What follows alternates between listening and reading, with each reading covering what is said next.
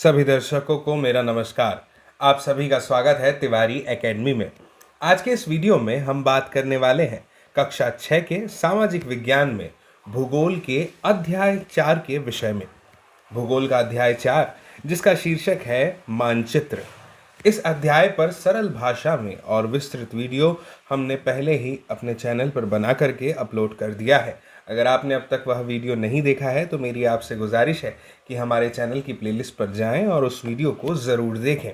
आज के इस वीडियो में हम इस अध्याय 4 मानचित्र के प्रश्न और उत्तर यानी अभ्यास पर चर्चा करने वाले हैं। इस वीडियो का उद्देश्य यही है कि मात्र एक बार का रिवीजन ये वीडियो देखने के बाद इन प्रश्न और उत्तरों पर आपको अच्छी कमांड दिला देगा, है ना, ताकि परीक्षा में आप अच्छे परिणाम प्राप्त कर सकें। चलिए शुरू करते हैं आज के वीडियो को और सबसे पहले हमेशा की तरह बात करते हैं प्रश्न क्रमांक 1 की। प्रश्न क्रमांक 1 में हमसे कहा गया है कि निम्नलिखित प्रश्नों के उत्तर हमें संक्षेप में देने हैं। ठीक है, सबसे पहले बात करते हैं प्रश्न क्रमांक 1 के पहले प्रश्न की। क्या है? मानचित्र के 3 घटक कौन कौन से हैं?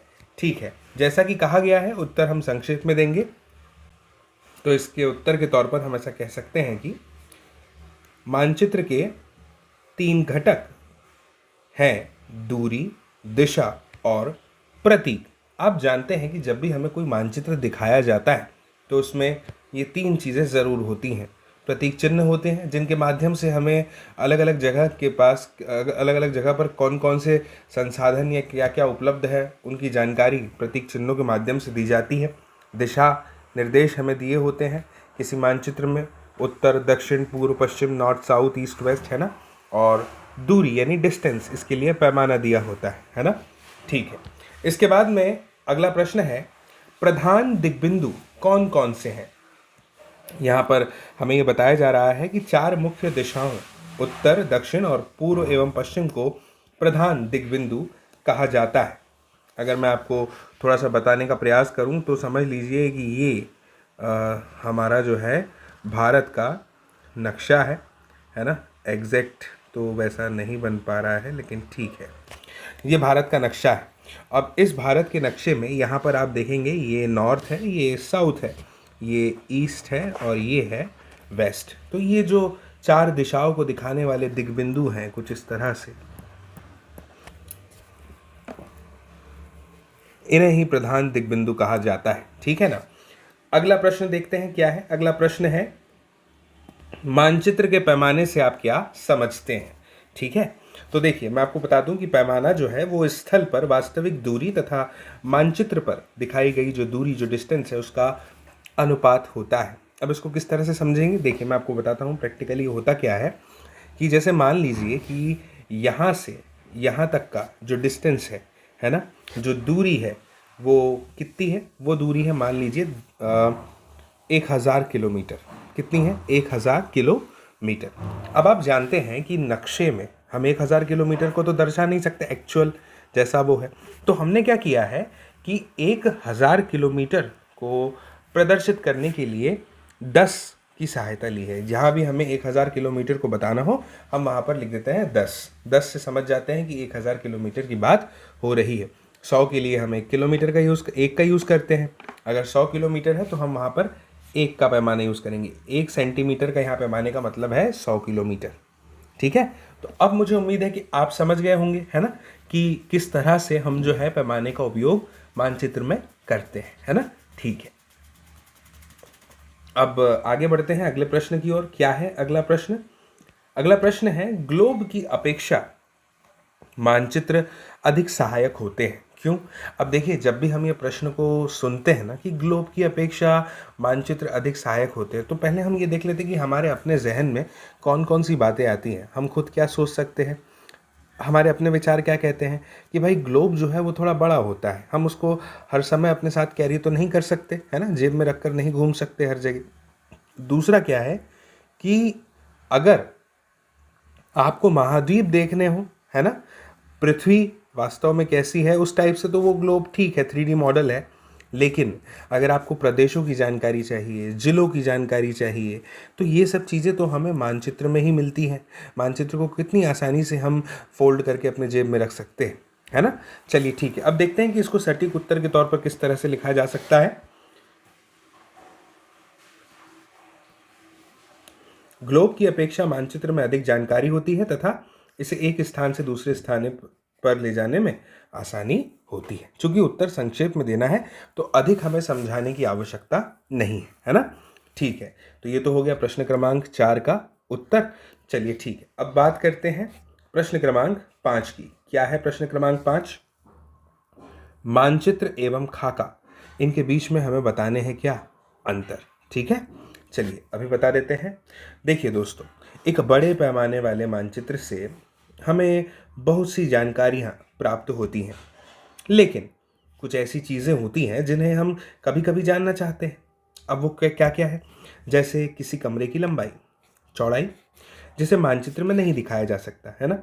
उस समय हम लोग बड़े पैमाने वाले एक रेखा चित्र खींच सकते हैं जिसे कहा जाता है खाका। ठीक है, बड़े पैमाने वाले रेखा चित्र। समझ लीजिए कि मकान बनाने से पहले उसका आपने एक वो बना दिया, मैप है ना, लेआउट टाइप से डाल दिया। तो इस टाइप की बातें की जा रही है, इसे कहा जाता है क्या? खाका। ये खाका तैयार करो कि कितनी ज़मीन पर कितना कंस्ट्रक्शन होना है, कैसे होगा। ठीक है, तो मुझे उम्मीद है कि आप मानचित्र और खाका दोनों में एक जो बुनियादी फ़र्क है उसको समझ गए होंगे, और एक सटीक उत्तर कैसे लिखा जाता है आपने इस उत्तर के माध्यम से ये भी देख लिया होगा। इसी उम्मीद के साथ में हम आगे बढ़ते हैं और आगे बढ़ते हुए बात करते हैं प्रश्न क्रमांक 6 की। क्या है प्रश्न क्रमांक 6? प्रश्न क्रमांक 6 है कि कौन सा मानचित्र विस्तृत जानकारी प्रदान करता है। ठीक है, देखिए दोस्तों, जो बड़े पैमाने वाले मानचित्र होते हैं वो छोटे पैमाने वाले मानचित्र की अपेक्षा उनके कंपैरिजन में अधिक जानकारी प्रदान करते हैं। पैमाने का बड़ा होने का मतलब है जानकारियों का अधिक होना, है ना। ये तो एक सामान्य सी बात है। ठीक है, अब आगे बढ़ते हुए बात करते हैं अगले प्रश्न की। अगला प्रश्न क्या है कि प्रतीक किस प्रकार मानचित्रों के अध्ययन में सहायक होते हैं। पहले मैं अपने स्तर पर आपको बता दूं कि मान लीजिए कि आपको भारत में यह दर्शाना है कि कहाँ कहाँ पर गेहूं की फसल अधिक होती है ना, गेहूं की फसल होती है। तो अब अगर आपने उसका कोई प्रतीक चिन्ह ले लिया, मान लीजिए आपने बता दिया कि जहाँ पर भी भूरे रंग के डॉट बने हुए हैं वो ये बता देंगे कि गेहूं की फसल कहाँ कहाँ कौन कौन से राज्य में होती है। ठीक है, और जहाँ भी हमने पीले रंग के बिंदु लगा दिए तो वो ये बता देंगे कि कहाँ कहाँ पर दलहन की फसल जो है वो अच्छी होती है। तो इस प्रकार से क्या हुआ, ये जो प्रतीक चिन्ह है इनकी सहायता से बड़ी सरलता से और बिना अधिक अपना समय खर्च किए गवाए हम क्या कर सकते हैं, प्रतीक चिन्हों की सहायता से जानकारी को समझ सकते हैं, उसका आदान प्रदान कर सकते हैं किसी मानचित्र में, है ना। तो ये तो एक बेसिक बात हो गई। अब इसको सटीक तौर पर कैसे लिखेंगे इसको समझ लीजिए।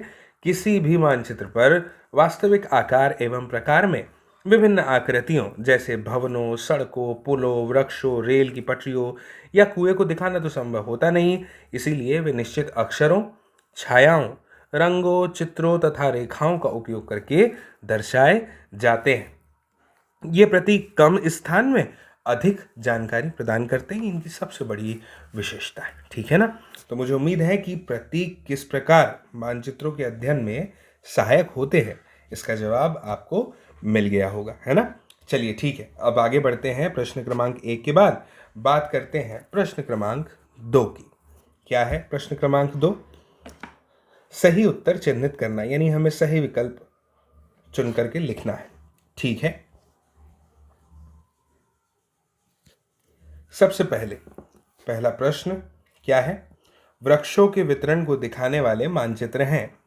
क भौतिक मानचित्र, ख थीमेटिक मानचित्र या ग राजनीतिक मानचित्र। हम जानते हैं कि जो वृक्षों के वितरण को दिखाते हैं, इस प्रकार की जानकारी देते हैं, वो है क्या, थीमेटिक मानचित्र, है ना। हमने इन सब के बारे में पढ़ा है कि भौतिक क्या होते हैं, थीमेटिक क्या होते हैं, राजनीतिक क्या होते हैं, ये सब कुछ। ठीक है, अब आते हैं प्रश्न 2 पे। क्या है प्रश्न 2? नीले रंग का इस्तेमाल किसे दिखाने में किया जाता है ना। नीले रंग का इस्तेमाल जलाशयों, पर्वतों या मैदानों। सही जवाब क्या है? सही जवाब है जलाशयों। ठीक है, अगला प्रश्न देखते हैं। अगला प्रश्न क्या है, दिक्सूचक का उपयोग किया जाता है। पहला प्रतीकों को दिखाने के लिए, दूसरा मुख्य दिशा का पता लगाने के लिए, या तीसरा दूरी मापने के लिए। तो इसका सही जवाब क्या है? हम जानते हैं ख यानी मुख्य दिशा का पता लगाने के लिए। दिक्सूचक का इस्तेमाल मुख्य दिशा का पता लगाने के लिए ही किया जाता है, एक तरह का यंत्र होता है ना। ठीक है, इसके बाद में चौथा क्या है? पैमाना आवश्यक है। क मानचित्र के लिए, ख रेखा चित्र के लिए, या ग प्रतीकों के लिए। तो इसका सही जवाब क्या है? इसका सही जवाब है क, यानी मानचित्र के लिए पैमाना बहुत ही आवश्यक है, जो अनुपात में, दूरी के अनुपात में, वास्तविक दूरी के अनुपात में दर्शा सके, है ना, चीज़ों को, डिस्टेंस को। ठीक है दोस्तों, मुझे उम्मीद है कि आपको यह वीडियो ज़रूर समझ में आया होगा, और अगर ऐसा है, अगर ये वीडियो आपको पसंद भी आया है, तो आप ज़रूर इस वीडियो की लिंक को साझा करेंगे, शेयर करेंगे अपने दोस्तों, मित्रों, साथियों, सहपाठियों, परिजनों के साथ, ताकि वे लोग भी देख पाएँ, समझ पाएँ इस जानकारी को, इस वीडियो को। बाकी आपसे जल्द ही मुलाकात होगी फिर से नए अध्याय में, नई जानकारी के साथ, नए वीडियो में। तब तक के लिए आप सभी को मेरा नमस्कार।